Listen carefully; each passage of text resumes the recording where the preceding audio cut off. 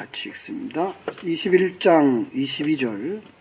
그때에 아비멜렉과 그 군대 장관 비골이 아브라함에게 말하여 이르되 네가 무슨 일을 하든지 하나님이 너와 함께 계시도다. 그런즉 너는 나와 내 아들들과 내 손자에게 거짓되이 행하지 아니하기를 이제 여기서 하나님을 가리켜 내게 맹세하라. 내가 네게 후대한 대로 너도 나와 네가 머무는 이 땅에 행할 것이니라. 아브라함이 이르되 내가 맹세하리라 하고 아비멜렉의 종들이 아브라함의 우물을 빼앗은 일에 관하여 아브라함이 아비멜렉을 책망하매 아비멜렉이 이르되 누가 그리하였는지 내가 알지 못하노라. 너도 내게 알리지 아니하였고 나도 듣지 못하였더니 우리야 들었노라. 아브라함이 양과 소를 가져다가 아비멜렉에게 주고 두 사람이 서로 언약을 세우니라. 아브라함이 7 암양 새끼를 따로 놓으니 아비멜렉이 아브라함에게 이르되 이 7 암양 새끼를 따로 놓음은 어찌미냐. 아브라함이 이르되 너는 내 손에서 이 암양 새끼 7을 받아 내가 이 우물 판 증거를 삼으라 하고 두 사람이 거기서 서로 맹세하였으므로 그곳을 브엘세바라 이름하였더라. 그들이 브엘세바에서 언약을 세우매 아비멜렉과 그 군대 장관 비골은 떠나 블레셋 사람의 땅으로 돌아갔고 아브라함은 브엘세바에 에셀나무를 심고 거기서 영원하신 여호와의 이름을 불렀으며 그가 블레셋 사람의 땅에서 여러 날을 지냈더라. 아멘.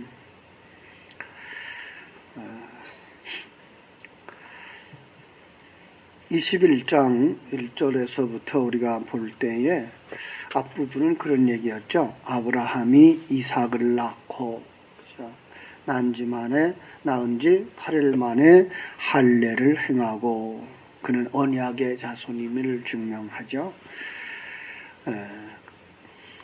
그럼 이스마엘은 그 할례를 행하지 않았나요? 예, 이스마엘도 할례를 행했어요. 여기까지 이제 중요하죠. 우리는 외적인 어떤 언약을 따르는 것으로 그것이 구원에 이르렀다라고 할 수 없는 것은 가룟 유다도 나중에 성찬까지 참여하죠. 마지막 성찬까지 참여해요. 그럼에도 불구하고 그는 하나님의 백성이 아니었다. 오늘 외형적 성찬, 외형적 할례, 외형적 세례가 중요한 것이 아니고 그보다 더 중요한 것, 우리의 심령에 진정으로 할례하는 것. 할례가 뭐예요?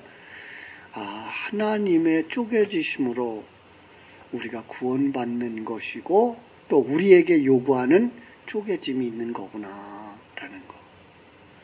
하나님의 쪼개짐은 예수 그리스도의 십자가의 죽으심이고 그로 말미암아 성령이 우리 안에 들어왔을 때 우리 안에 쪼개짐이 일어나는 거죠. 쪼개짐, 옛사람과 옛사람의 죽음이죠. 옛사람과 새사람의 나누어짐이죠.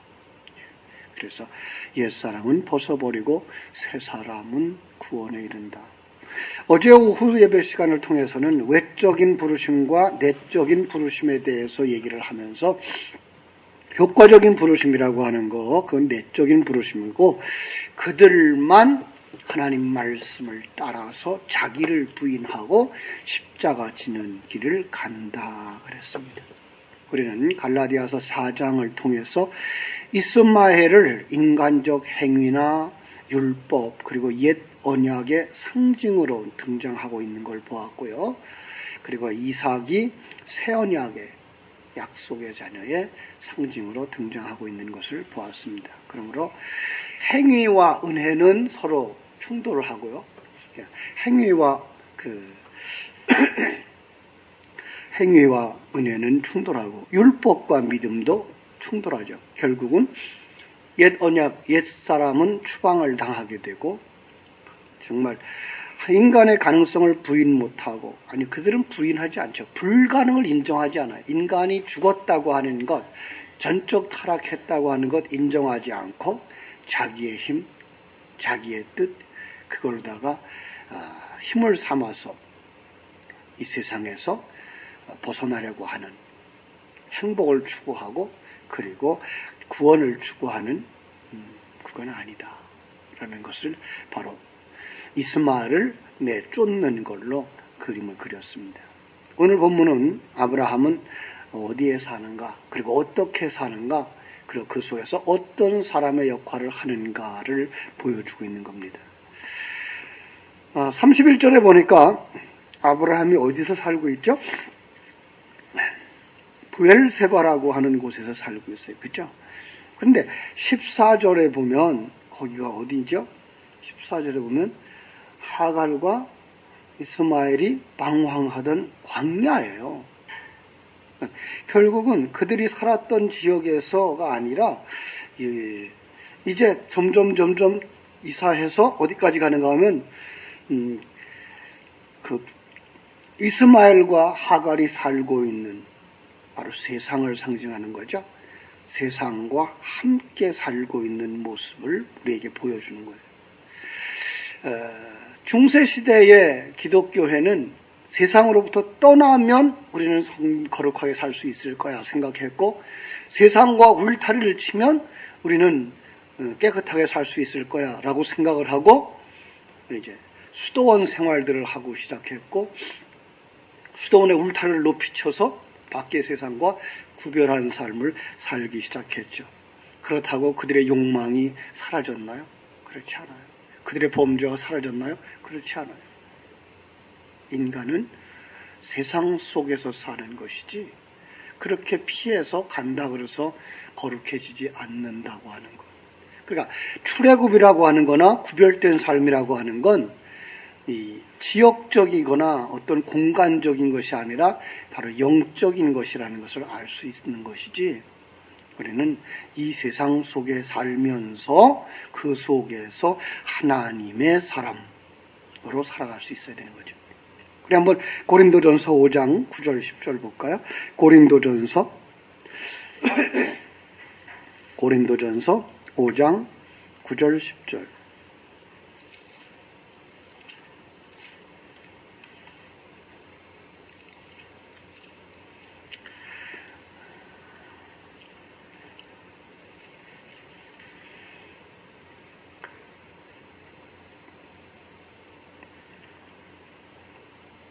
절만 볼게요.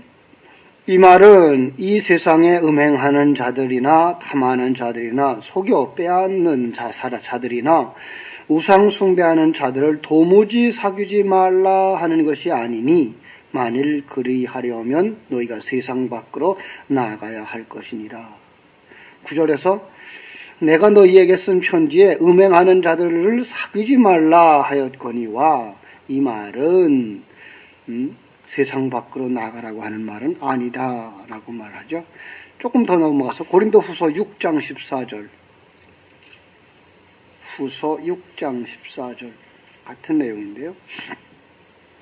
너희는 믿지 않는 자와 멍에를 함께 매지 말라. 의와 불법이 어찌 함께하며 빛과 어둠이 어찌 사귀며 그리스도와 벨리알이 어찌 조화되며 믿는 자와 믿지 않는 자가 어찌 상관하며 하나님과 우상이 어찌 일치되리요. 자, 이렇게 해서 세상 사람들과 일치하지는 않아요.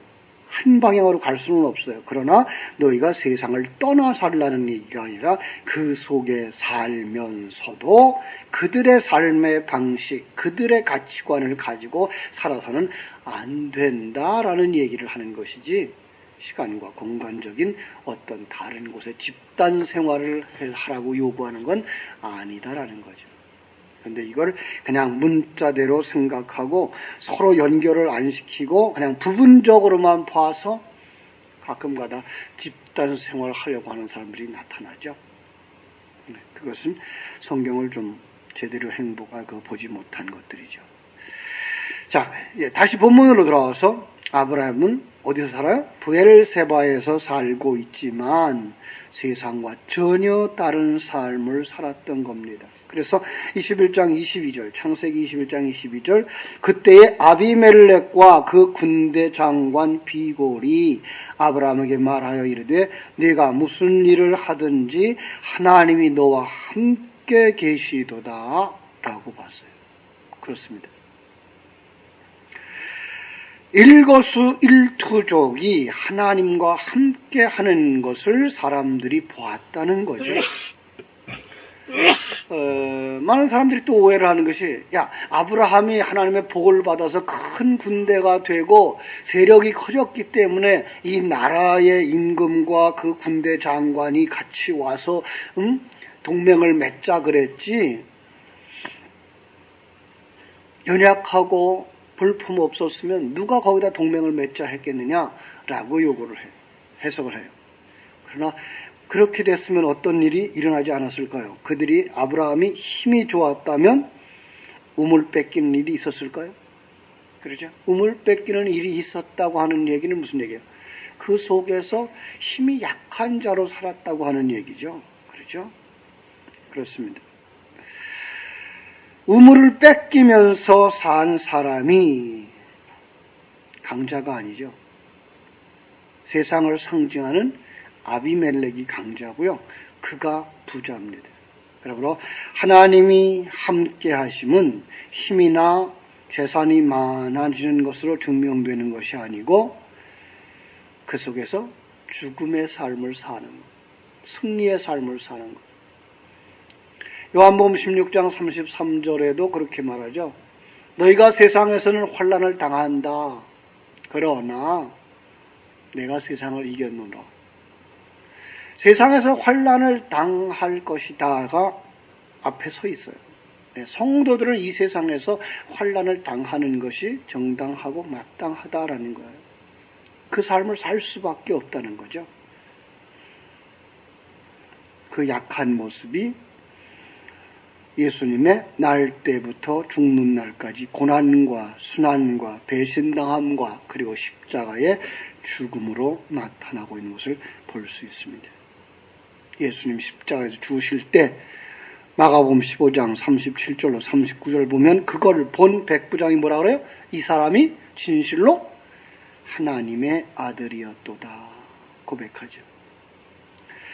초대교회 성도들도 이 구별된 삶을 살았죠.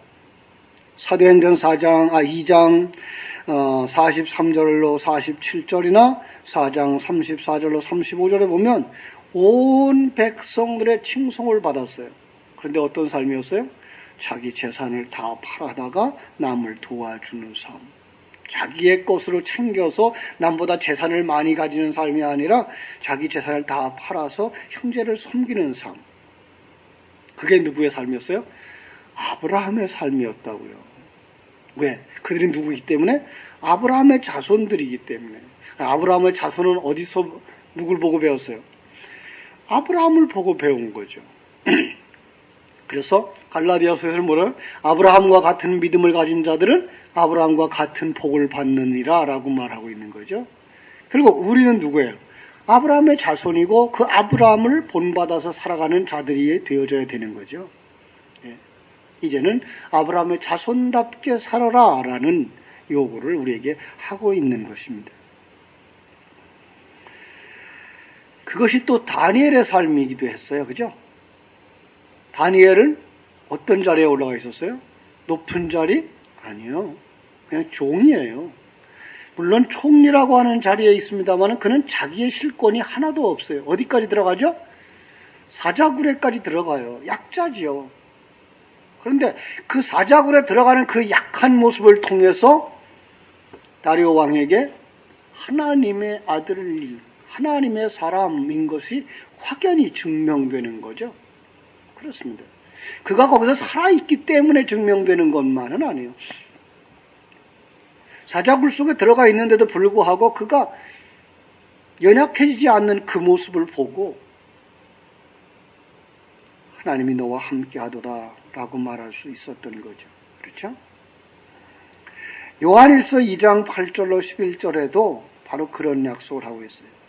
우리는 이렇게 성경 곳곳에서 새 언약과 그 새 언약 속에 있는 언약의 자손들이 어떻게 살아가야 된다? 그 삶의 특징은 사랑이다. 이렇게 말하고 있어요. 그렇죠? 우리에게가 가질 수 있는 사랑, 그것도 또 세상 사람들이 가지는 그런 사랑의 개념 아닌 거 기억하시죠? 예. 우리가 가지는 사랑의 개념도 세상 사람들이 가지고 있는 그런 사랑의 개념이 아닌 하나님을 아는 것, 그걸 하나님 사랑하는 것, 그 사랑 하나님을 알고 거기에 구원이 있고 거기에서 하나님의 뜻대로 십자가 지고 죽는 삶인 것이 알아지고 그걸 형제에게 전달해 줬을 때 그들이 이 사실을 깨달아 알면 그도 뭐 한 사람이에요? 이웃을 사랑하는 자가 되는 것이고 그 사람은 그도 하나님을 사랑하는 자가 되는 거란 말이에요. 그러니까 이 진리 가운데서 성경을 해석하고 진리 가운데서 우리가 행할 수 있어야지 세상 사람들이 가지고 있는 그 개념 그냥 가지고 들어와서 성경을 보면서 이웃을 사랑하는 거, 이웃을 내 몸과 같이 사랑하는 거, 그래서 내가 쌀밥 먹으면 이웃에게도 쌀밥 줘야 되는 그런 것으로 여기면 그건 불신자들도 할 수 있는 거고 불신자들이 우리보다 더 잘하는 사람도 있어요. 그럼 우리가 그렇게 행동함으로써 구원받는다면 그럼 그들은 그렇게 행동하면서 뭘 받겠어요? 이건 오해죠. 우리는 성경이 말하고 있는 게 하나님의 사랑, 이웃사랑도 하나님의 사람만 가지는 거예요. 하나님의 사람만 할 수 있는 거예요. 예. 성경 속에 나오는 복이라는 개념도 하나님의 사람만 가진 거예요. 세상 사람들이 가진 거 그것도 똑같은 거 쫓아가느라고 하나님을 이용하거나 하나님의 욕심 부려서 하나님을 움직여서 그걸 뺏어내려고 하는 게 아니고 성경이 말하고 있는 그 복으로 우리가 들어가야 되고 불신자들도 그 속으로 들어오라고 이끌어내서 그들이 예수 앞에서 그 복으로 들어가야 되는 게 진정한 복이지. 우리는 얼마나 많이 세상적인 가치관 그냥 가지고 해석하고 세상적인 것 그냥 그 내용 가지고 성경을 읽고 있는 거죠. 아니에요. 성도들은 성도들로서 분명한 것이 있어요. 그게 뭐죠?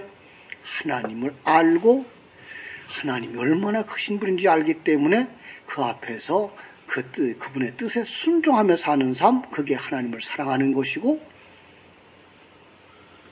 그 사랑 속에서 너무 감격해서 그 구원이 너무 감격하고 하나님이 예비하신 그 천국이 너무나 크고 아름다워서 그걸 누구에게 전해요? 이웃에게 전해줄 때 그게 이웃을 사랑하는 거고 그가 그 사실을 믿고 예수 앞에 나오면 자기가 부인하는 삶을 살고 십자가 지는 삶을 살기 시작하면 그가 또 하나님을 사랑하는 자가 되는 거예요. 불신자들은 전혀 할 수 없는 거예요. 그래서 구제죠. 그것도 역시 또 구제라는 말로 또 표현을 해요. 왜? 주는 거기 때문에. 그런데 구제는 어떻게 하라고 하죠? 오른손이 하는 거 왼손이 모르게 하라. 여러분 오른손이 일을 하는데 왼손이 모를 수 있어요? 이런 상황은 없어요. 이것도 오른손과 왼손의 개념은 우리 지금 오른쪽 손과 왼쪽 손의 개념이 아니고 오름과 그름의 개념이에요. 오른쪽은 어떤 거예요? 바른 쪽이고 그리고 하나님 편이고요. 왼편은 그와 반대되는 개념. 그러니까 오른손이 하는 일은 한마디로 영적인 사람들의 하는 일이고 왼손은 어떤 거예요? 불신자들을 의미하고 세상이 의미하는 거예요.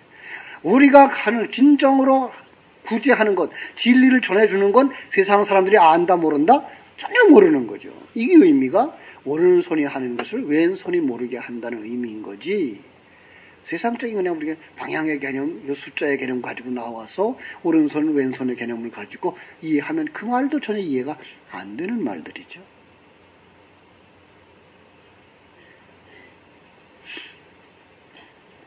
자, 우리는 아브라함처럼 이 땅에 살아가면서 어떻게 하나님을 사랑하는 것, 그리고 이웃을 사랑하는 것으로 살아가는 거죠. 그럼 그 아비멜렉이 와서 동맹을 맺자고 했던 건 무엇이었을까요? 그도 역시 하나님의 사람을 보았다는 것이고 하나님의 사람 속으로 들어왔다는 얘기예요. 그럼 아비멜렉이 구원받은 자 됐다라고 하는 의미인 것이지, 그냥 세상적으로 동맹을 맺고 세상의 힘을 함께 통용하고 살았다고 하는 얘기는 아닌 거예요. 성도의 삶은 뭐 어떤 삶입니까? 천국 열쇠를 가진 삶이라고 그랬습니다. 천국 열쇠를 가진 삶은 어떤 겁니까? 우리의 삶을 통해서 하나님을 보여주고 천국을 보여주는 것. 예. 그게 바로 너희가 닫으면 열 자가 없고 너희가 열면 닫을 자가 없다고 하는 얘기예요.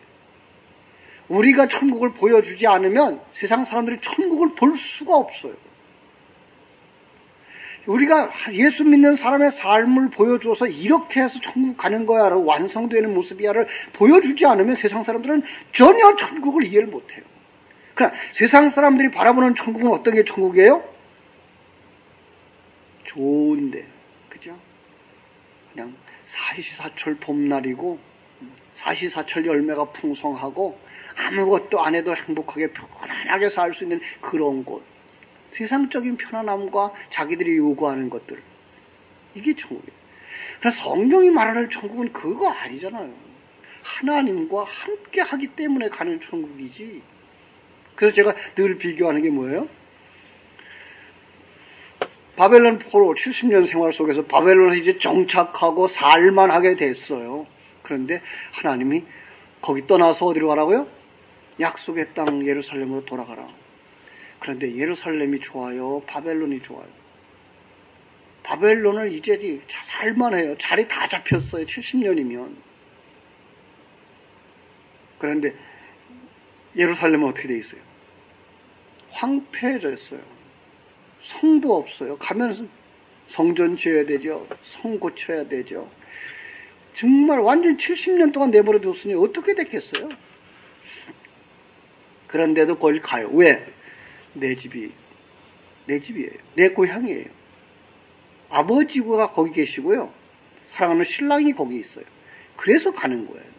우리가 천국을 가고 싶은 것은 세상에 어떤 것들을 가지지 못했는데 거기 가면 가질 수 있을 거야 라고 해서 가는 것, 그거는 기복주의예요. 거긴 내 아버지가 있기 때문에, 내 신랑이 있기 때문에 그가 요구하는 곳이면 궁궐이나 초가집이나 그 어디나 하늘나라가 되어줘야 되는 거죠. 예. 우리의 삶의 목숨은 그리로 가야 되는 거예요. 자, 그런데 거기에 우물을 놓고 이제 맹세를 해요. 자, 우물 또 생각해 봐야 되죠. 우물은 뭐예요? 그냥 이거 물 나오는 곳이에요. 근데 아브라함이 가는 곳곳마다 우물을 팠더라라는 무슨 뜻이에요? 아브라함은 어디를 가든지 뭘 가지고 사는 사람이에요? 생수를 가지고 사는 사람이에요. 진리를 가지고 사는 사람이에요. 그래서 어느 곳에 가든 어떤 환경 속에서도 뭘 발견해요? 하나님의 뜻을 발견하고 하나님의 뜻을 가지고 사는 것, 그게 우물 파는 삶이었다고요. 물론 당시로 그 광야 생활로 말하면 진정으로 우물을 팠어요. 그러나 이 사건이 우리에게 주는 의미는 진리의 생수인 거죠. 그래서 그 진리의 생수를 가지고 약속을 맺어요. 근데 약속을 맺는데 그게 어떤 약속이에요? 부엘세바예요. 그 부엘세바라고 하는 말은 그 맹세의 우물이기도 하고요. 7 우물이기도 해요. 그 쉐바라고 하는 말이 7이라는 뜻이거든요. 그러니까 부엘이라고 하는 말은 약속이고요. 7 우물이기도 하고 그것은 바로 약속의 개념이기도 해요. 7 어떤 숫자죠? 완전한 수, 불변의 수죠. 그럼 그들과 우물을 가지고 무슨 언약을 맺어요? 예, 불변의 언약, 영원한 언약을 맺어요.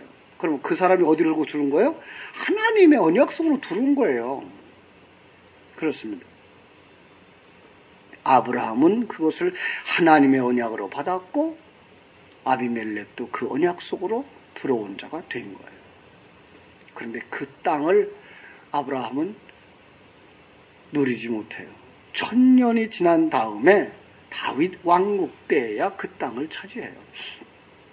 그래서 사사기 20장 10절에 보면은 이스라엘이 그 회복되어질 때 제일 남방의 경계 땅이 바로 브엘세바예요.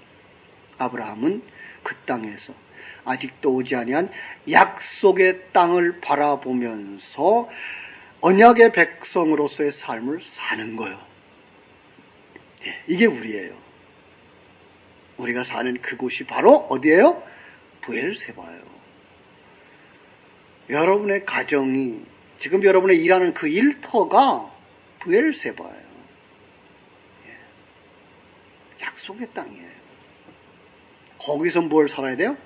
천국의 삶을 사셔야 돼요. 우리는 우리가 거한 그곳에서 천국의 삶을 살아야 되는 거예요. 그래서 34절 이런 말이 있죠. 그가 블레셋 사람의 땅에서 여러 날을 지냈더라. 자, 금방 그 땅이 브엘세바라고 그래놓고 그 다음엔 뭐라 그래요? 블레셋 땅이라고 그래요. 비록 이 세상이에요. 우리가 살아가는 이 세상이에요. 그런데 그곳에서 어떤 삶을 살아요? 약속의 삶, 천국의 삶을 누리면서 사는 것. 아브라함은 175세에 죽죠. 그리고 지금 나이가 몇 살쯤 됐을 것 같아요. 적어도 115년쯤 됐을 거예요. 18살쯤 됐으면 120살쯤 됐겠네. 그럼 나머지 숫자를 어디서 살았다? 브엘세바에서 살았어요. 그 기간 동안을 거기서 사는 거예요. 자기 일생의 남은 기간을 이 블레셋 땅, 이방인의 땅에서 살아요. 약속을 맺어서 여기 내 땅이라고 그랬는데 불구하고 그건 이방인의 땅이에요. 이게 성도들의 삶이에요. 여러분들이 사는 그곳이 여러분에게 약속된 땅이고 그것이 천국인데 불구하고 우리는 어떻게 살아요? 이 땅에서 나그네로 살아요. 그래서 성도들의 삶은 나그네 생활이고 성도들의 삶은 바로 고향을 바라보면서 사는 삶인 거예요. 거기서 맹세를 하죠. 그죠? 거기서 하나님과 약속을 하는 이런 놀라운 모습을 우리가 볼 수 있는데요. 33절 다시 봅니다. 아브라함은 브엘세바에서 에셀나무를 심고, 에셀나무를 심어요. 왜 나무를 심어요? 나무를 심었다는 얘기는 무슨 뭐를 얘기하는 거예요? 거기서 오래 살겠다는 얘기죠. 그 다음에 거기서 영원하신 여호와의 이름을 불렀더라. 영원하신 그 언약의 이름을, 여호와의 이름을 불렀다. 무슨 말이에요? 그 부르다라는 뜻은 의지하다, 헌신하다, 예배하다의 뜻인데 거기서 뭐 했다는 거예요? 예배하는 삶을 살았다라는 거죠. 여러분, 예배의 삶이 무엇입니까? 하나님과 진정한 교제. 그 교제 속에서는 우리는 뭘 받아요? 늘 하나님의 약속의 말씀, 진리의 말씀을 받아요. 그 진리의 말씀이 어떤 거예요? 하나님이 어떤 분인지 가르쳐주는 거예요. 그리고 우리가 어떤 모습인지 배우는 거예요. 그리고 하나님이 우리를 인도해 가고 계신 그 길이 어떤 것인지 늘 깨닫는 것. 이게 바로 삶이죠. 그래서 로마서 12장 1절에서는 어떻게 살라고 그래요? 거룩한 산 제사로 드리라. 제물로 드리라. 그죠? 우리가 산 제물로 사는 삶. 이게 예배의 삶이에요. 우리가 삶의 현장 속에서 매일 매 순간을 하나님을 묵상하며 그 앞에서 자기가 죽어가는 삶. 그것이 바로 예배하는 삶이고 그것이 바로 산 제물로 사는 삶입니다. 사랑하는 여러분, 오늘도 주님의 이름을 부르는 자, 예배하는 자, 하나님을 알고 자기를 알고 하나님의 뜻을 따라 사는 자, 그 자가 아브라함의 자손인 줄로 믿습니다.